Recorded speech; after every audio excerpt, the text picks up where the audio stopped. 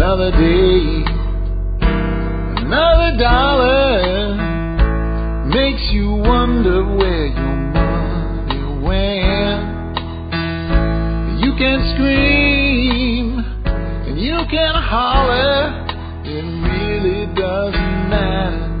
Hi, this is Jack Spirko with another edition of the Survival Podcast, where we talk about how you can live the life you want if times get tough or even if they don't. Yet another edition of the podcast dictated on my 50-mile drive. This time it is on my 50-mile drive in the morning. It's a beautiful sunny morning here in the Dallas-Fort Worth area.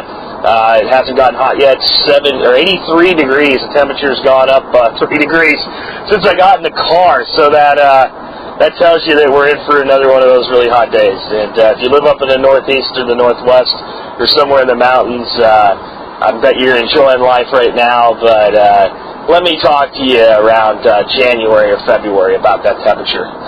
Anyway, we're not here to talk about the weather. I just like to start getting people a little more familiar with who I am and where I'm at so we can kind of get to know each other. We're going to spend some time together every day, hopefully, and you should get to know a little bit more about me and where I live and what the weather's like. Is one of those things that you use with friends, and that's what I consider the people that tune into this podcast like friends. I don't care what your social leanings are. I don't care what your political leanings are. We have something in common.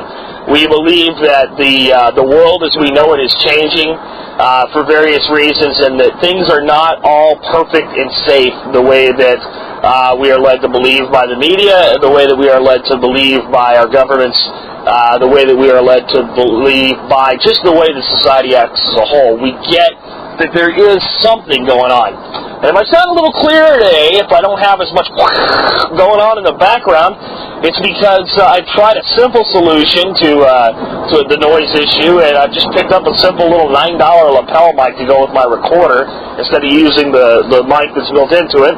We'll see how this one comes out. I think it's going to be a lot clearer, at least I hope so. Anyway, on to today's subject.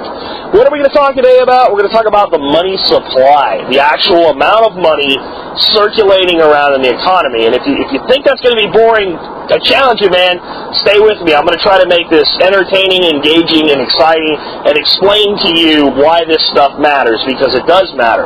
The reality is the figures that I'm going to give you today, the things that I'm going to talk about, are out there for anybody to find. I found them today looking around on the internet in about 15 minutes to get these numbers. So anyway, let's start out with what I mean by the money supply. I'm talking about dollars in circulation, total amount of U.S. dollars out there. And there are 4 different factors that are published numbers, at least they were published numbers. Now only 3 of the 4 are published. They stopped publishing 1 in 2006. And they're called the M scale, or the M factors, and they run from M0 to M3. And again, I'm talking about dollars, total number of dollars. If you pulled them all out of a single location, stacked them up, how many would there be? And M0 is the number that talks about what we would consider fluid cash. This number is available. You can go to the Fed and get that number from their site. You can get it from various sources all over the web. It's been published for a long time, and they continue to publish it like they should. And what I mean by fluid cash is this is all the money that's kind of sloshing around out there in the economy right now. The stuff that changes hands on a daily basis. The money that's not sitting in a bank account. Just the money floating around, okay? Pretty easy to understand. If it's not being held somewhere and it's in the economy being spent, handed from one hand to another, it's part of M0. Then there's M1. M1 is M0 plus your checking account and everybody else's checking account out there. So checking accounts are, money comes in, money goes out, but generally people have an average balance. Now, unfortunately for many Americans, their average balance is very low. But for a lot of people, and for a lot of people anyway, a lot of families, there is a fairly constant balance. So when you look at the M1 factor, you include that money. So again, we're trying to track out how much money's out there. It would make sense to count it all, right? When we get to M3, you'll see how the Fed says, no, we don't need to do that anymore. So M2 is M0 plus M1, right? And that means it has all the money that's circulating, all the money that's out there in checking accounts, It also includes small deposits, anything that's been deposited into like savings accounts or things like that, or various other lending assets like CDs and things like that are under $100,000.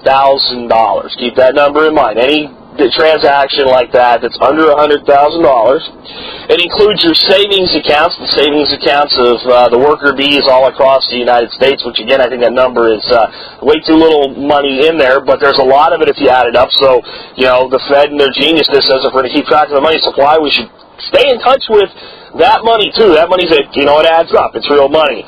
And individual money market accounts. So in addition to your savings account, if you invest in the stock market and things like that, but you hold some of your cash, all right, in a money market account, which is maybe pays a little better interest rate than a savings account, and it's readily available to move into stocks or mutual funds as you need it. So we're going to put all that in there. Makes sense, right? We want to know how much money is there. Now let's talk about M3. M3 is the most comprehensive measurement of the money supply. M3 includes all the things I just talked about, plus it includes large deposits of over $100,000. Now you might think about the fact that we're one of the largest countries in the world from an economic standpoint, and that we have big companies that often do deposits over $100,000. M2 does not take those into the equation. That money is not accounted for in M2. Keep this in mind, because I'm going to explain to you why this all matters to you in just a second. It also includes institutional money market funds. That means that IBM's money market account, for instance, or Yahoo, or Google, or Microsoft's money market accounts are in the M3 equation, not in the M2, M1, or M0. As you can imagine, these large companies hold fairly large amounts of money like this because they have to have cash on hand to do things like pay their employees, all right? It also includes all the U.S. dollars that are currently held in Canada and the United Kingdom. That's real money too, folks. That adds up to a lot of money. As you can imagine, there's quite a bit of U.S. money in Canadian hands and in hands of people in the United Kingdom. It also includes what are called repurchase agreements. Now, what a repurchase agreement is let's say I need money from the bank and I'm IBM. And I issue the bank 1 million shares of IBM stock for a set price. But in that repurchase agreement, I agree to buy the stock back from the bank at a higher price at some specific point in the future. So it's a way for me to borrow money without it looking like borrowed money. If you can imagine a little bit, that tends to go on out there in corporate America, especially big public companies. They do a lot of things like that to pull more cash into the system without actually having to put it on an accounts payable ledger. So what I'm saying is that the amount of dollars inside the M3 number add up to a lot of money, a ton of money, an awful lot of money. Now let me ask you a question. If you were the Federal Reserve System and your sole job is to produce, account for, and control the money supply, that's what they do. Control, account for, produce, and manage the money supply. Wouldn't you want to know how many dollars you have? Wouldn't that number be important? And wouldn't you think that leaving out things like large deposits over $100,000, institutional money market accounts, the U.S. dollars that are outside of our country in the hands of our two biggest allies, and these backdoor repurchase agreements between banks and major corporations that sum up to billions of dollars, that those dollars should be accounted for? And that if you're responsible to report to the American people who are your boss, and to the American government who are your boss, where all this stuff is, that you would include that in your reports. Makes perfect sense, and it's what they did. They did it all the way up until 2006. In 2006, the Fed said to us, you know what, American people, you know what, American government, this M3 thing's really not that important. It doesn't really give you any indication of what's going on that's any more important than M2. And it costs us money. I mean, this stuff is expensive, all these things we print this stuff on, and all these accountants that are, managing stuff, and the slide rulers are going, and the computers and the Excel spreadsheets. This all costs real money. So we want to save money. So what we're going to do is we're going to stop publishing the M3 number. We'll just publish M2. You can use that. It's good enough. What? What the hell are you talking about? How the hell can that be good enough? People, if that doesn't anger you, if that doesn't frustrate you, if that doesn't just hit you in the side of the head and go, something's not right here, then please wake up and please grab onto this concept. What they're saying is all those dollars do not need to be accounted for to you and I and to our government officials. No one needs to know about that. It's okay, don't worry about it. You don't need to know the total quantity of money that's out there. Now, why the hell did this happen? Well, I'll tell you why it happens. Because even the uneducated consumer, the guy that's asleep, the guy that tunes into Fox Business News, once a day for 10 minutes, just to know whether he needs to call his financial advisor and say, hey man, move some of this stock, or let's go into funds for a while or something. This is not good. I want to. That guy, the average working stiff, the upper middle class guy that votes, that occasionally will pick the phone up and call his congressman. He's not really involved, but you know what? In spite of his apathy, he's paying a little bit of attention. Even him, and even people a little less informed than him, when they see a graph with the M3 money supply going up 8% a year, intrinsically they know something's wrong. And that's what the M3 supply was doing up until 2006. It was annually increasing by 8%. Now, you may wonder, what the hell does that mean? Like, it sounds bad, but what does it really mean?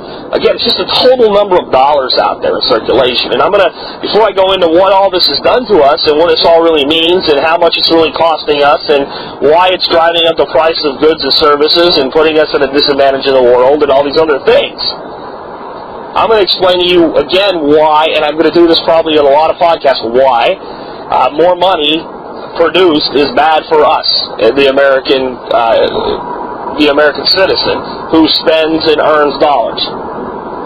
Again, when you produce more money, it's like splitting stocks or issuing more stocks against the country, shares of stock. Now again, if you're holding Exxon stock, you have 1,000 shares. The price of Exxon stock hits $150 a share, and Exxon decides that investors are going to look at that number and go, that's too pricey. So what they do is they say, we're going to split our shares in half, which means we're going to double the number of Exxon shares. Now that's good for you as an investor in general in the stock market, because what happens is your stock now will plummet to $75, but you'll go from having 1,000 shares to 2,000 shares. So you'll have the exact same amount of value in stock. There's no loss for you. And the stocks that do this tend to generally begin to go back up relatively quickly, because people see that as a move of a company that's growing and innovating and doing better. And since that's the case, more money pours in, which is one of the reasons they do it. It's designed to stimulate more investing. Okay? And generally speaking, it works very well. Okay? You own less of a piece of the company for each share, but the existing shareholders, the people already holding the shares, get their shares doubled. Unfortunately for us, holding dollars in our bank accounts and our mutual funds and everything we own is priced and valued in dollars. When the government throws 8% more money, they devalue the money that's already in the system by the same 8%. They push the value of the money down 8%. Why? Because when they issue 8% more money, they don't send 8% more money to you and me. They don't send it to the American consumer. They put it into corporate America. They use it as emergency loans. They pump it into the system at the very highest levels and hope trickle-down economics take over. All right? They starve off depression and recession with this influx of money. They give the banks more money. The banks can't hold the money. The bank's got to figure out a way to loan it, to get it out there, to get it leveraged, because the bank has to pay the Fed interest on the money. The lending institution has to pay the Fed interest on that money that's printed, issued, and handed to them. So they have to go out and put it into somebody else's hands at a higher interest rate than they're paying to hold it. Okay? Make sense? So they go out and they loan it to people buying a house. So when they loan it to you to buy a house with, all it does is increase your debt-to-income ratio in a bad way. Alright? All it does is put you into higher debt because you can borrow more, but you're not earning more. And what you do earn buys and pays for less. And then they deflate interest rates artificially, and all of this thing is a house of cards. So, what we understand from that hopefully that makes it understandable that the more money we pump in, without increasing how many people live here, how many people produce things here, and the intrinsic value of our nation, What we can produce and what we can provide to the rest of the world is what our currency is based on today. It's no longer based on gold. So more money, just keep pumping it in. That it has to cause prices to go up because it causes the value of the dollar to decline. Now here's the great thing about our Federal Reserve System. There are enough checks and balances, there are enough controls, that if somebody's concerned enough and they keep digging into, again, those M0, M1, and M2 numbers, and look at all the other reports out there, they can still come up with a number for what M3 is. And I'm going to tell you what M3 has been over the past 27 months here in a second. It's going to scare the crap out of you. It's going to make that 8% number look a little bit lower. All right? Now, so to understand what these shenanigans mean, this hiding of the M3 number really means, and the fact that it's gone up exponentially since they started hiding it, you need to understand another kind of shenanigan thing that's gone on. We used to talk about what was called a consumer price index. That was our main indicator of inflation, how much the cost of living was going up. Okay? Again, that was called the consumer price index. That basically looked at everything. Everything out there. How much you paid for your house, how much you paid for gas, how much you paid for a car, how much you paid for insurance, how much you paid for food. Right? So clothing, transportation, energy, food. Biggest expenses most people have. Okay? Well, what happened was the consumer price index kept going up.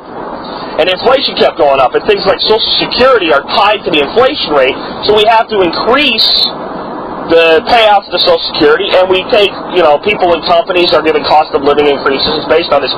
So as this inflation goes up, the cost of doing business goes up, and it's a massive upward spiral. We've got to do something to fix this. So the first thing that happened is many years ago, they started taking the consumer price index and playing games with it. They would say, okay, well, the price of sirloin has gone up X dollars, but you can still buy ground chuck for, roughly the same price that good sirloin used to be.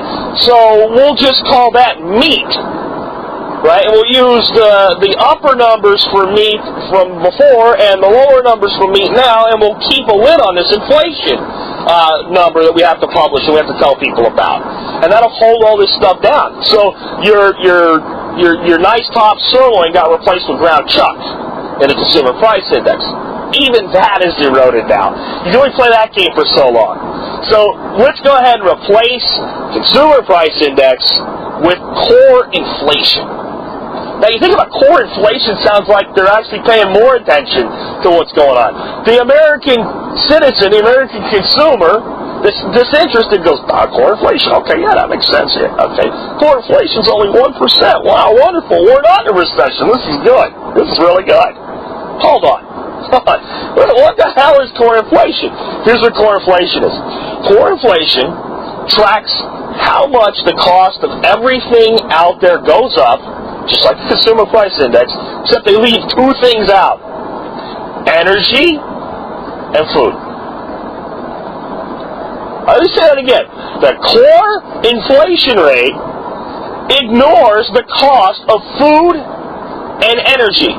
In other words, it ignores the price that you pay to put gas in the tank of your car to go to work every day, as though that number doesn't really affect your personal inflation and how much it costs you to live. It ignores how much it costs you to go to Albertsons or Publix or Winn-Dixie or wherever you shop, Tom Thumb, whatever it is, and buy groceries, because that doesn't really count.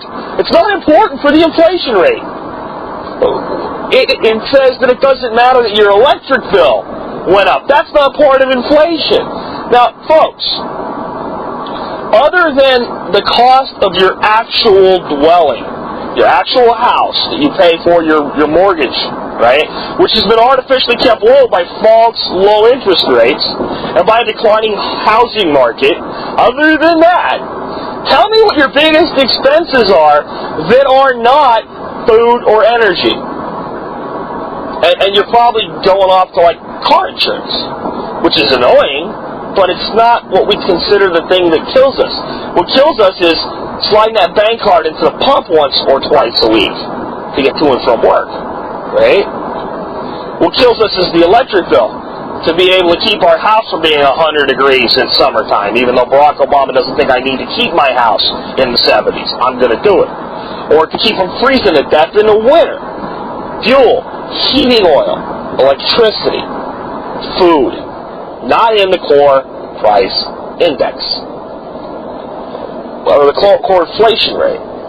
So now you start to see how these shenanigans are getting played. So what has actually happened to M3 while everybody's asleep at the switch? Well, I found a website called nowandfutures.com, nowandfutures.com, and the end is the full word end in the middle. And they say that the M3 number in 2006 was 10.5 trillion, and that today it's 13.5 trillion. 10.25 to 13.5, that means we've had an increase of 32% in 27 months. Now remember I told you before they started hiding this number that the M3 number was growing at 8%. Alright? It went up 32% in 27 months. Alright? Take 3 months out of it, I mean we're looking at what? We're looking at about an annual percentage increase now of about 18%. 18% from 8. It's almost doubled. The percentage of increase is almost doubled since they stopped hiding the number. Do you think there's maybe a reason they're hiding that number, that they're not publishing that number, they're not putting it out in one of those annoying Excel spreadsheet generated line graphs that the average American can look at and go, hey, wait a minute, look right. What's the deal with that? So I've talked about all these really big numbers, trillions of dollars that are out there, and, you know, this stuff is not the most entertaining topic. But it's important to understand. That's why I wanted to do a show on it. But now what I'm going to try to do, to tie this back home to you, to make this personal, to make you get it, to make you understand why it points to very, very bad things for our economy, why you need to be prepared, why you need to be building up some cash reserves, why you need to be reducing your cost of living, why you need to be eliminating your debt, why you need to be storing food, why you need to be putting in place for yourself a life that gives you the satisfaction you want with far less than you have coming in as income today, why you need to build that life. This is what it's really meant. While that number has gone up, that massive increase in 27 months, here's what else has happened that affects the average American consumer.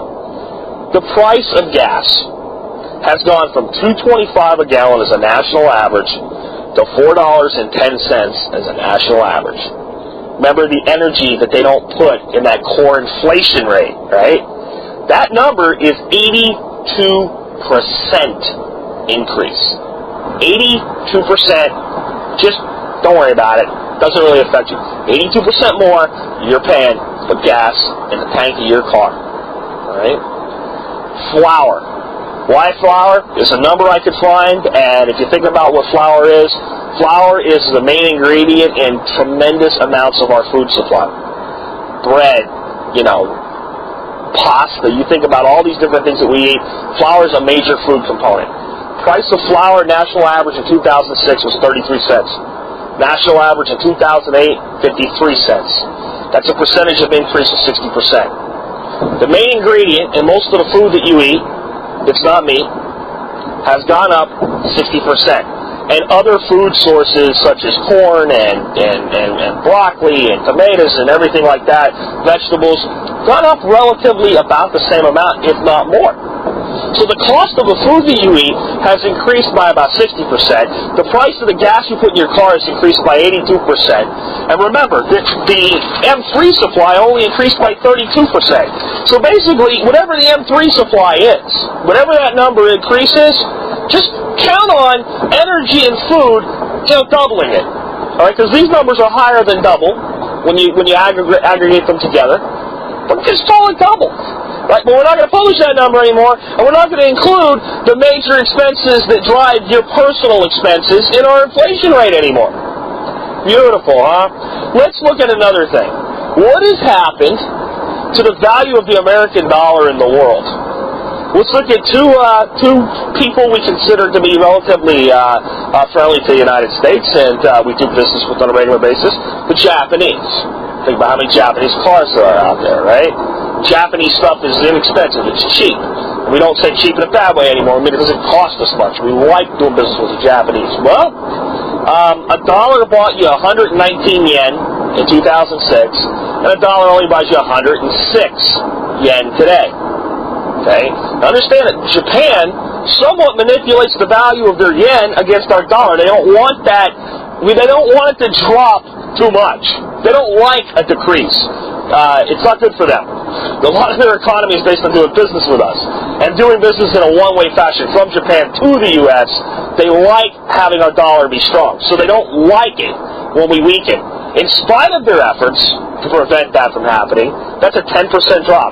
2 years, the value of the U.S. dollar to the Japanese yen has gone down by 10% in spite of Japan's attempt to prevent it from happening. Let's look at Europe and the euro. Well, we could buy about $1.20 in euros, okay, in 2006.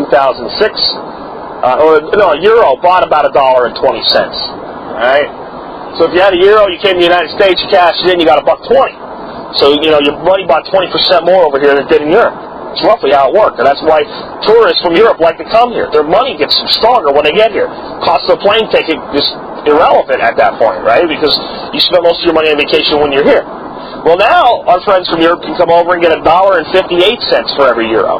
That means our value against the euro has had a 24% drop. That number, folks, is the stock price. The value of one share of U.S. stock versus the European economy has declined by 24%. So we have runaway inflation that we're lying to the people about. We have a money supply that's running away.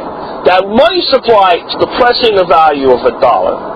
Everything's getting worse. The housing meltdown has not slowed down at all.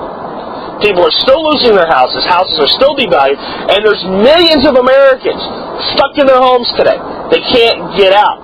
They owe more on their house than it's worth, and they're going to be paying for 10 to 15 years to get out of that upside-down situation that they're in. So even they don't contribute to the foreclosure rate because they'll keep working their brains out to keep their house. But they still have a negative debt-to-income ratio, and they're stuck in it for a decade or more. What is the Federal Reserve's solution? What is Bernanke's solution to this problem? Loan more money. I'm not kidding, folks. Just made a statement. Just went out and said, we're going to loan more money. We're going to give more money to the banks. We're going to prop them up. We're going to keep the interest rates depressed and deflated. And we'll just keep pumping more money in. Keep driving. Everything that's making this thing worse, they continue to do. You ask yourself, well, then why would they do it? Because it prevents the inevitable from happening today. It stalls the real depression. What I've heard termed online now, and I can't give the guy credit for it, and I'll do a podcast about him in the future and give him credit, called the Greater Depression. The depression that has the inflation of consumer goods in the 70s and the deflation of material assets, real estate, stuff like that, of the 30s combined into a stagflation model. That's what's going to happen. That's what has to happen. This thing has to correct itself, but as long as they play these games, they forestall that occurrence. They prevent it for another day.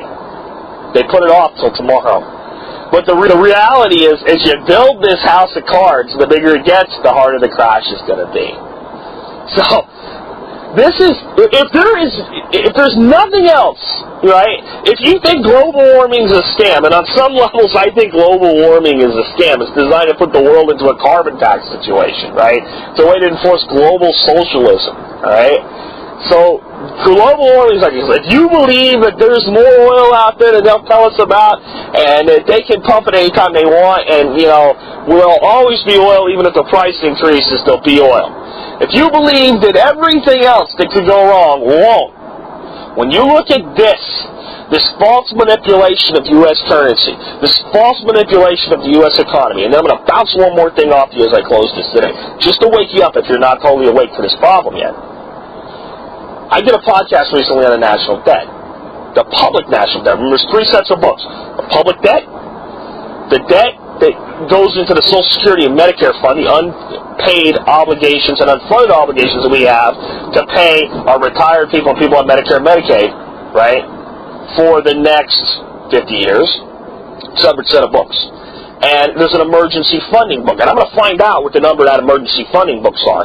Because like the $83 billion that we put into Iraq for our first phase came from emergency spending, and that means it didn't go to the public debt, and it didn't go to the Social Security debt, so that's $83 billion is real money. But just the public debt alone, $51 trillion. Now remember what I told you that the M3 number was? Let me look at it again so I say it right. $13.5 trillion. That's basically all the U.S. dollars that exist everywhere in the world. Everybody's money. If we took all the money from everybody, scratched it together into one giant, massive pile of cash, we'd have $13.5 trillion. And as a nation, just on our public sheet, we owe $51 trillion. We owe $40 trillion roughly more than all the American dollars that exist. And the problem is stemming from the fact there's too much money. It's a hole that we can't come out of. We cannot avoid a crash. It's impossible. It's a matter of when, how hard, how long, and what we're going to have to do to get out of it. So I just want people to be in touch with that risk and that reality. That's why we do things about homesteading. That's why we do things about self-sufficiency. That's why we do podcasts here about becoming more independent and less dependent on your government. That's why these things are important. And what I'm going to do is I'm going to try to think of a podcast either this afternoon during my commute home or one tomorrow morning. It's going to be about some more things that you can do to protect yourself financially from what's coming. Because it is coming. And I'm not completely trusting of these people that are out there selling gold and say buy gold. Don't ever take the recommendation by itself to buy something from somebody who sells it. Right? Find somebody that doesn't sell it, that's evaluated it independently, take their recommendation. So I want to do more research for you before I start talking about more ways to hedge off the decline in the dollar and get yourself out of stocks. But if nothing else right now, I would get into safe either bonds or cash assets for the time being. And a little bit of money in gold isn't going to hurt, so putting maybe 10% of your assets there is probably a good idea at least. Anyway, hope you've enjoyed this podcast. I hope I've taken this complex thing, this money supply issue, and made it a little bit easier to understand. And hopefully, if you like what you hear, you'll tell your friends about us. We're starting to pick up some listeners now. I've got about 50 regular listeners now. And that's pretty exciting. And the podcast is really not much more than a week old. So I'm pretty excited about that. We're going to hit 100. And when we hit 100 listeners, guys, I'm going to give you guys a way that you can help me, and we'll see if we can't grow this thing by the end of the summer to 1,000 listeners to the Survival Podcast. And hopefully that's 1,000 people who I can help make a little bit of difference in their lives and become part of what they use in the preparation for whatever is going to go wrong, because something has to give here. We all know that. Hope you've enjoyed today's episode, and I hope you have a great, wonderful day. You can holler. It really doesn't matter, 'cause it all gets spent.